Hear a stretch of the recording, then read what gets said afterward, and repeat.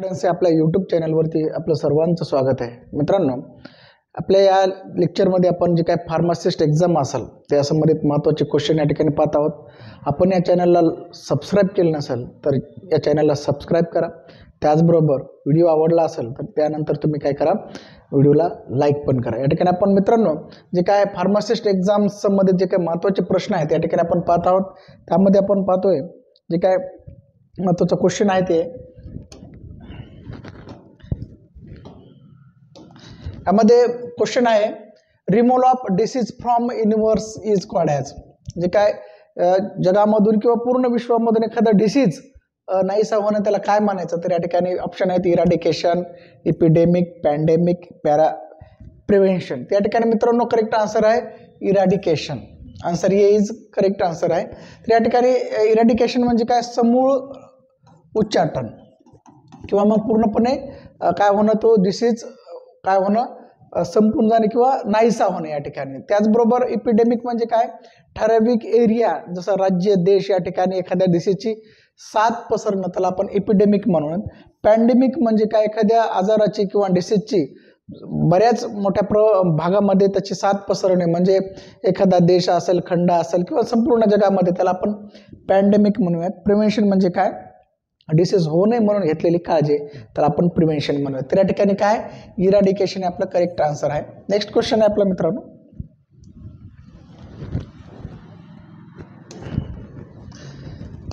Next question आहे the shape of कोकाय. जे काय कोकाय आहेत, बॅक्टेरिया आहेत, त्याचा शेप काय आहे. या ठिकाणी ऑप्शन आहेत रॉड लाईक, स्पायरल, स्पिरिकल आणि व्ही. तर मित्रांनो कोकाय जे काय बॅक्टेरिया आहेत ते कसे असतात, स्पिरिकल असतात, गोल असतात, ओव्हल असतात.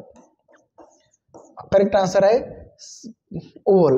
आणि रॉड असणारे आहेत बॅसिली. त्याचबरोबर स्पायरल असलेले आहेत स्पायरोचेटी. हे काय आहेत, मायक्रो ऑर्गॅनिझम आहेत. ओके.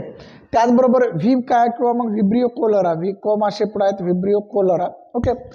करेक्ट आन्सर या ठिकाणी आपल्या मित्रांनो स्पायरल आहेत. ओके. कोक्याचा शेप काय आहे, स्पिरिकल आहे, ओव्हल आहे, सर्क्युलर आहे. नेक्स्ट क्वेश्चन आहे बॅक्टेरियोस्टॅटिक मीन्स. जे काय बॅक्टेरियोस्टॅटिक ड्रग आहेत किंवा मग बॅक्टेरियोस्टॅटिक टर्म आहे त्याला काय म्हणतात. त्या ठिकाणी ऑप्शन आहेत किल द व्हायरस, नंतर inhibit the growth of फंगाय, inhibit the growth of bacteria, kill the bacteria. या ठिकाणी मित्रांनो करेक्ट ऑप्शन आहे inhibit the growth of bacteria म्हणजे सी ऑप्शन करेक्ट आहेत. या ठिकाणी मित्रांनो किल द व्हायरस याला काय म्हणत आपण, व्हायरिसाइड. व्हायरसला किल करणाऱ्या ड्रगला काय म्हणत, viricide. Inhibit the growth of fungi त्याला आपण फंगीस्टॅटिक म्हणू, फंगाय स्टॅटिक म्हणूयात. ओके. त्यानंतर किल द बॅक्टेरिया आपण मला काय म्हणत, बॅक्टेरियोसिडल, याला काय म्हणत, बॅक्टेरियोसिडल. परंतु या ठिकाणी करेक्ट आन्सर आहे बॅक्टेरियोस्टॅटिक. जे सबस्टन्स किंवा केमिकल ड्रग बॅक्टेरियाची ग्रोथ थांबवतात त्याला काय म्हणायचं, बॅक्टेरियोस्टॅटिक. नेक्स्ट क्वेश्चन आहे chlorhexidine is used as. Chlorhexidine is used as, जे काय क्लोरोहेक्झिडिन नावाचं जे काही केमिकल आहे ते काय म्हणून यूज केलं जातं. ऑप्शन आहेत disinfectant, bacteriostatic, antiseptic, none of this. मित्रांनो करेक्ट आन्सर आहे अँटीसेप्टिक. म्हणजे जे काय अँटीसेप्टिक म्हणजे काय, डिसइन्फेक्टंट म्हणजे काय आपण या ठिकाणी पाहणार आहोत. तर मित्रांनो डिसइन्फेक्टंट जे काय सबस्टन्सेस असतात ते जे काय नॉन लिव्हिंग किंवा मग निर्जीव वस्तूवरील जे काय मायक्रो ऑर्गॅनिझम आहेत किंवा त्याचं स्टेरिलायझेशन करण्यासाठी वापरले जातात जसं फेनॉल, डेटॉल. ओके. हे काय आहेत, डिसइन्फेक्टंट आहेत. त्याचबरोबर जे काय बॅक्टेरियोस्टॅटिक ड्रग आहेत ते बॅक्टेरियाची ग्रोथ स्टॉप करण्यासाठी किंवा इनहिबिट करण्यासाठी वापरले जातात. परंतु जे काय अँटीसेप्टिक ड्रग आहेत ते जे काय लिव्हिंग बॉडी आहेत, लिव्हिंग बॉडी जसं ह्युमन बॉडी असेल किंवा मग ॲनिमल बॉडी असेल, यांचे जे काही इन्फेक्शन असेल किंवा मायक्रो ऑर्गॅनिझम त्यांच्यावर प्रेझेंट असेल ते किल करण्यासाठी त्याच्यासाठी जे काय अँटीसेप्टिक हे ड्रग वापरतात, केमिकल वापरतात. म्हणून क्लोरोहेक्झिडिन हे काय आहे, अँटीसेप्टिक आहे. त्याचे गार्गल किंवा माउथ वॉश असतं मित्रांनो क्लोरोहेक्झिडिनचा. तर या ठिकाणी नेक्स्ट क्वेश्चन आहे रिम्युटिक फेवर लीड टू. जे काय रिम्युटिक फेवर आहे ते काय प्रोड्यूस करते किंवा काय काउज करते. तर ऑप्शन आहे कंजेस्टिव्ह कार्डियक फेलर, एड्स, DM किंवा रुमॅटिक हार्ट डिसीजेस. मित्रांनो जे काय रुमॅटिक फिवर जो डिसीज आहे तो रुमॅटिक हार्ट डिसीजेस काय करतो, प्रोड्यूस करतो, काऊज करतो, म्हणून ऑप्शन डी हे करेक्ट आहे. नेक्स्ट क्वेश्चन आहे मित्रांनो, रिस्क फॅक्टर फॉर हायपरटेन्शन. म्हणजे काय हायपरटेन्शन म्हणजे काय मित्रांनो, increase in blood pressure BP. जे काय नॉर्मल रेंजपेक्षा जास्त बीपी वाढणं त्याला आपण हायपरटेन्शन म्हणतो. म्हणून हायपरटेन्शनसाठी हायपरटेन्शन प्रोड्यूस करणारे कोणते घटक आहेत किंवा काऊज काय आहेत, कारण काय आहेत, त्यामध्ये ऑप्शन आहे मित्रांनो हाय साल्ट इनटेक, नेक्स्ट आहे ओबेसिटी, नंतर इनटेक ऑफ फॅटी डाएट, आणि नेक्स्ट ऑप्शन आहे ऑल ऑफ दिस.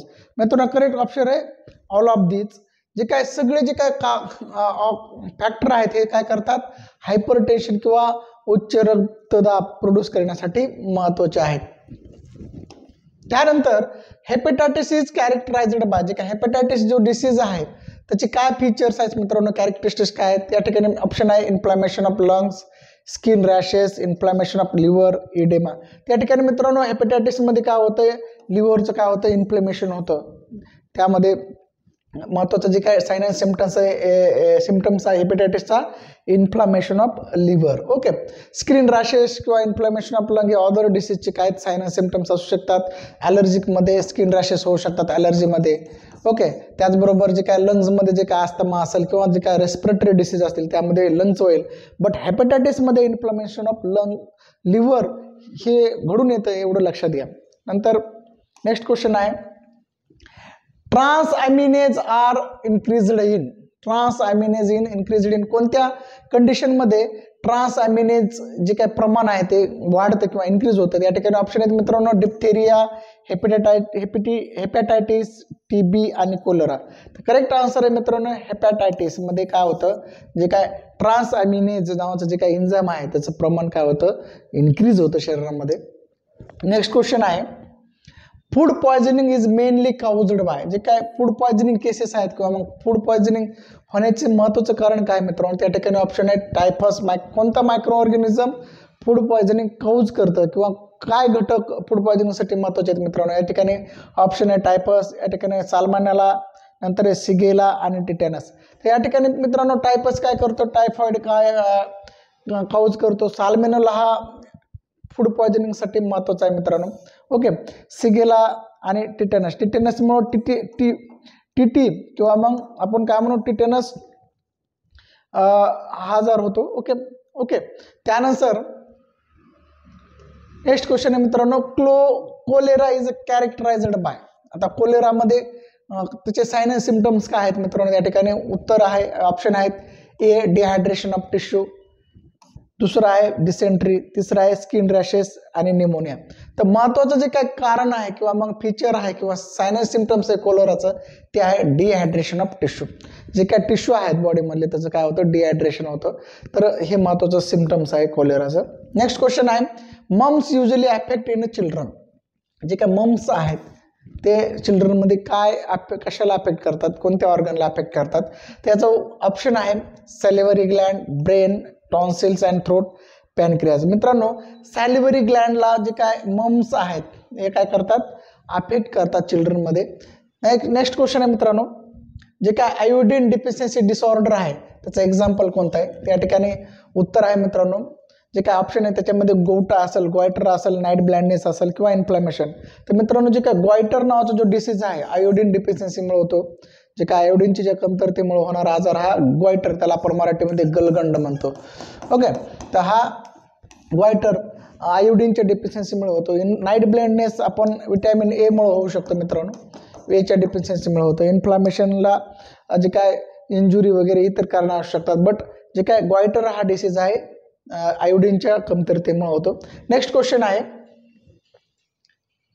जे काय increased demand of oxygen causes. जे काय ऑक्सिजनची जी काय डिमांड आहे किंवा मागणी आहे कोणत्या डिसीजमुळे होते किंवा मग कोणता डिसीज होतो त्यामुळं. तर उत्तर आहे मित्रांनो ऑप्शन आहे त्या ठिकाणी मायोकार्डियल इन्फार्केशन, हायपरटेन्शन, अँजिना पेक्टोरिस, कंजेस्टिव्ह हार्ट फेलर. तर महत्त्वाचं जे काय ऑक्सिजनची डिमांड आहे किंवा मग गरज आहे ती अँजिना पेक्टोरिस या डिसीजमध्ये काय होऊ शकते, हार्टचे जे काय डिसीज आहे अँजिना पेक्टोरिस त्यामध्ये ऑक्सिजनची डिमांड काय होते, वाढते मित्रांनो. ओके, तर ऑप्शन सी आहे अँजिना पेक्टोरिस. नेक्स्ट क्वेश्चन आहे live oral polio vaccine is, जे काय पोलिओ व्हॅक्सिन जे आहे लाईव्ह पोलिओ व्हॅक्सिनचं एक्झाम्पल कोणतं आहे? त्या ठिकाणी ऑप्शन आहे मित्रांनो Salk vaccine, Sabin vaccine, polyvalent vaccine, none of this. त्याचं करेक्ट आन्सर आहे मित्रांनो सॅबेन व्हॅक्सिन. यावर बऱ्याच वेळेस क्वेश्चन विचारले, बऱ्याच एक्झाममध्ये पोलिओ व्हॅक्सिन लाईव्ह पोलिओ व्हॅक्सिनचं एक्झाम्पल कोणतं आहे? तर याचं आहे Sabin vaccine. Okay. Next question आहे मित्रांनो which one of the tissue these uses for the treatment of disease AIDS, म्हणजे खालीलपैकी कोणता ड्रग एड्सच्या ट्रीटमेंटसाठी वापरला जातो, यूज केला जातो? या ठिकाणी ऑप्शन आहेत मित्रांनो क्लोरॅम्फेनिकॉल, रिपॅम्पिन, टेट्रासायक्लिन, अमॅन्टिडिन. मित्रांनो क्लोरॅम्फेनिकॉल हा ड्रग टायफॉइडसाठी यूज केला जातो ट्रीटमेंटसाठी. जे काय रिपॅम्पिन आहे जे काय अँटीबायोटिक आहे, जे काय मायक्रोबियल इन्फेक्शन आहे त्याच्यासाठी वापरला जातो. टेट्रासायक्लिन पण अँटीबायोटिक आहे, परंतु जे काय अमॅन्टिडिन आहे अँटीव्हायरल ड्रग आहे आणि तो काय एड्सच्या ट्रीटमेंटसाठी वापरला जातो, एड्स. म्हणून ऑप्शन डी हे करेक्ट आहे. अमॅन्टिडिन ड्रग एड्सच्या ट्रीटमेंटसाठी वापरला जातो. नेक्स्ट क्वेश्चन आहे ATS इज यूज्ड फॉर, जे काय ATS नावाचं जे ड्रग आहे कशाच्या ट्रीटमेंटसाठी वापरला जातो? ऑप्शन आहेत मित्रांनो या ठिकाणी प्लेग, डिप्थेरिया, टिटॅनस आणि लेप्रसी. मित्रांनो टिटॅनसच्या ट्रीटमेंटसाठी ATS वापरलं जातं. आता डिप्थेरिया हा काय रेस्पिरेटरी डिसीज आहे, प्लेग हा त्याचबरोबर लेप्रसी हा पण डिसीज आहे. लेप्रसीमध्ये आपण काय म्हणतो जे काय अदर जे ड्रग आहे अँटीबायोटिक वगैरे यूज करतो, बट ATS मध्ये आपण काय करतोय ATS हा ड्रग टिटॅनसच्या ट्रीटमेंटसाठी वापरला जातो. नेक्स्ट क्वेश्चन आहे मित्रांनो माल nutrition is mainly caused bye deficiency of, म्हणजे जे काय माल न्यूट्रिशन आहे जे काय मेनली कशामुळे होतं? तर मित्रांनो या ठिकाणी विटॅमिन्स हे ऑप्शन आहे, प्रोटीन ऑप्शन आहे, आयर्न ऑप्शन आहे, मिनरल ऑप्शन आहे. मित्रांनो जे काय माल न्यूट्रिशन डिसीज आहेत ते जनरली प्रोटीनच्या डिफिशियन्सीमुळे होतात, विटॅमिन्स किंवा मग आयर्न किंवा मिनरलच्या डिफिशियन्सीमुळे होत नाहीत, तर ते पर्टिक्युलरली प्रोटीनच्या कमतरतेमुळे होतात. तर जसं क्वाशिरकर असेल किंवा मॅरास्मस असेल हे काय आहेत डिफिशियन्सी डिसीज आहेत किंवा माल न्यूट्रिशन डिसीज आहेत.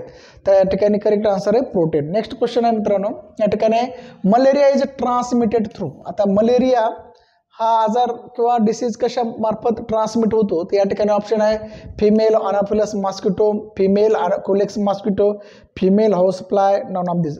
मित्रांनो या ठिकाणी या दोनमध्ये बरेच जणांना कन्फ्युजन आहे. त्या ठिकाणी मित्रांनो क्युलेक्स जो काय आहे हा जे काय डेंगू वगैरे हे करतो किंवा अदर जे काही एडिस एब्झिप्टी याच्यासाठी महत्त्वाचं आहे, परंतु जे काय फिमेल अनाफिलेस मॉस्किटो आहे त्याची जे काय अनाफिलेस जातीचा जो काय मादी आहे मॉस्किटोची ती मलेरियासाठी महत्त्वाची आहे. ती जर बाईट झाला तिचा जर त्या व्यक्तीला काय होऊ शकतो मलेरिया होऊ शकतो. Female anopheles mosquito. ओके. तर ही जी काय डासाची मादी आहे फिमेल अनाफिलस मॉस्किटो ही मलेरियासाठी पॉझिटिव्ह आहे किंवा मग त्याच्या मार्फत काय होतो मलेरिया होतो असं आपण या ठिकाणी महत्त्वाचं आहे मित्रांनो. नेक्स्ट क्वेश्चन आहे पोलिओ इज. आता मित्रांनो पोलिओ हा व्हायरल डिसीज आहे का बॅक्टेरियल डिसीज आहे का अदर टाईपचा डिसीज आहे? त्या ठिकाणी ऑप्शन आहे viral disease, bacterial disease, fungal disease, sexual transmitted disease. तर या ठिकाणी ऑप्शन आहे मित्रांनो व्हायरल डिसीज आहे, व्हायरसमुळे होतो. HIV पोलिओ हा पोलिओ व्हायरसमुळे होतो. आणि बॅक्टेरियल डिसीजमध्ये जे काय टायफॉइड असेल किंवा अदर डिसीज आहेत ते बॅक्टेरियल डिसीज आहेत. फंगलमध्ये फंगल इन्फेक्शन असेल किंवा म्युकोरमायकोसिस हे फंगल डिसीज आहेत. परंतु सेक्शुअल ट्रान्समिटेड डिसीजमध्ये गोनोरिया असेल किंवा मग अदर जे डिसीज आहेत ते सेक्शुअल ट्रान्समिटेड डिसीज आहेत. पोलिओ हा व्हायरल डिसीज आहे, पोलिओ व्हायरसमुळं हा डिसीज होतो. नेक्स्ट क्वेश्चन आहे अनसायक्लोस्टोमा इन्फेक्शन इज. जे काय अनसायक्लोस्टोमा इन्फेक्शन आहे कशामार्फत होतं मित्रांनो? या ठिकाणी प्रश्न ऑप्शन आहेत एअरबॉर्न, फूडबॉर्न, वॉटरबॉर्न किंवा नन ऑफ दिस. जे काय अनसायक्लोस्टोमा जे काही इन्फेक्शन आहे मित्रांनो वॉटरबॉर्न डिसीज आहे. हा वॉटरमध्ये जे काय साचलेलं पाणी आहे त्याच्यामध्ये हे जे काय अनसायक्लोस्टोमाचे जे काही इन्फेक्शन आहेत किंवा मग आपण त्याला एक प्रकारचे वर्म आहेत हे या ठिकाणी आपल्या ब्लडमध्ये काय होतात इन्सर्ट होतात, इन्फेक्ट करतात आणि मग काय होतं हा अनसायक्लोस्टोमा इन्फेक्शन होतं. जर आपण शेतकरी असतील किंवा शेतामध्ये पाण्यामध्ये काम करणारे जे काही व्यक्ती आहेत त्यांना हा डिसीज होण्याचे जास्त चान्सेस आहेत. जसं आपला कोकण एरिया असेल त्यामध्ये हे डिसीजचे प्रमाण जास्त आहे अनसायक्लोस्टोमा इन्फेक्शन. जे काय फूडबॉर्नमध्ये आपण टायफॉइड असेल किंवा अदर जे काय डिसीज आहेत वॉटरबॉर्न फूडबॉर्न हे आहेत, एअरमध्ये TB असेल किंवा इन्फ्लुएन्झा असेल. ओके, नेक्स्ट क्वेश्चन आहे मित्रांनो, या ठिकाणी normal incubation period of typhoid is favour is. त्या ठिकाणी ऑप्शन आहेत 1 ते 2 दिवस, 3 ते 5 दिवस, 7 ते 10 दिवस, 10 ते 15 दिवस. मित्रांनो या ठिकाणी 7 ते 10 दिवस यामध्ये बरेच जणांना कन्फ्युजन आहे, परंतु खरं जे काय करेक्ट आन्सर आहे 10 ते 15 दिवस.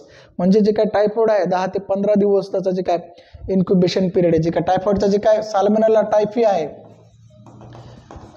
जो साल्मोनेला टायफी जो काय मायक्रो ऑर्गॅनिझम आहे त्याचा जो काय इन्क्युबेशन पिरियड आहे 10 ते 15 दिवस. मित्रांनो एकदा समजा तो बॉडीमध्ये इन्फेक्ट झाला तर 10 ते 15 दिवसामध्ये त्याचे काय दिसतात, साइन अँड सिम्पटम दिसतात. म्हणून त्याचा काय 10 ते 15 दिवस काय त्याचा इन्क्युबेशन पिरियड आहे. नेक्स्ट क्वेश्चन आहे मित्रांनो, जे काय कॅरेक्टरिस्टिक ऑफ फूड पॉयझनिंग. जे काय फूड पॉयझनिंग जे काही केसेस आहेत त्याचे जे काय साइन अँड सिम्पटम्स आहेत त्या ठिकाणी पाहू शकतो. ऑप्शन आहे नाउसिया, वॉमिटिंग, डायरिया आणि ऑल ऑफ दिस. तर मित्रांनो फूड पॉयझनिंगमध्ये ह्या तिन्ही गोष्टी घडून येतात. नाउसिया होते, वॉमिटिंग होते, डायरिया होते, म्हणजेच डी हा ऑप्शन आपला करेक्ट आहे. मित्रांनो अशाच प्रकारे आपण जे येणाऱ्या काळामध्ये आपण जे काय फार्मासिस्ट एक्झाम असेल त्या संबंधित महत्त्वाचे जे काही मल्टिपल चॉईस क्वेश्चन असतील जे की परीक्षेला वारंवार विचारले गेलेले आहेत ते आपण या ठिकाणी घेणार आहोत.